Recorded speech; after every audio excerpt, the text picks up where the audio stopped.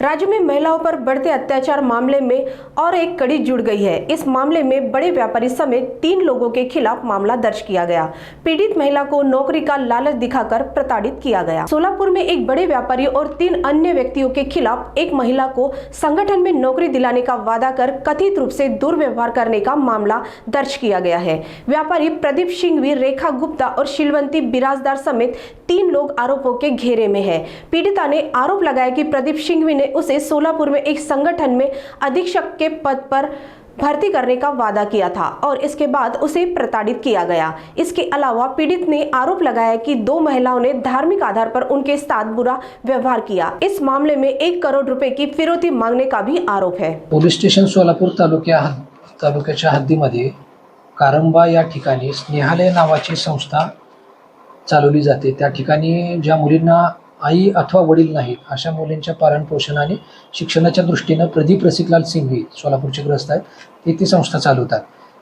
त्यांनी त्या ठिकाणी एक स्टाफ ठेवलेली होती पेपरमध्ये ॲड देऊन आणि तिचं काम व्यवस्थित नाही म्हणून तिला 9 जानेवारी 2025 रोजी कामावरून कमी केलेलं होतं आणि ती महिला त्या संस्थेमधून निघून जात नाही अशी परिस्थिती होती आणि ते प्रकरण मिटवण्यासाठी त्या स्टाफ महिलेनं आणि अजून एका व्यक्तीने त्यांना त्यांच्या मित्राला 1 कोटी रुपयाचे पैसे मागितले ते प्रकरण मिटवण्यासाठी।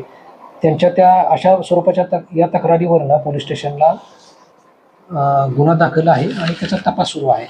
त्याचबरोबर ती जी महिला आहे ती या ठिकाणी तिनं प्रदीप रसिकलाल सिंघवी यांच्या विरोधात अत्याचार केल्याची तक्रार दिलेली आहे आणि त्या घटनेमध्ये 376 जुनं कलम आणि ॲट्रॉसिटी अशा स्वरूपाच्या गुन्हा दाखल आहे आणि दोन्ही गुन्ह्यांचा सध्या तपास सुरू आहे।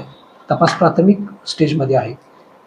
दोन्ही तक्रारी एकमेकांच्या विरोधात असल्यामुळे क्रॉस गुन्हे असल्यामुळे दोन्ही प्रकरणांमध्ये पोलीस योग्य ती खात्री करतील, दोन्ही बाजूचे साक्षी पुरावे पडताळणी करून पुढची योग्य ती कायदेशीर कारवाई करतील।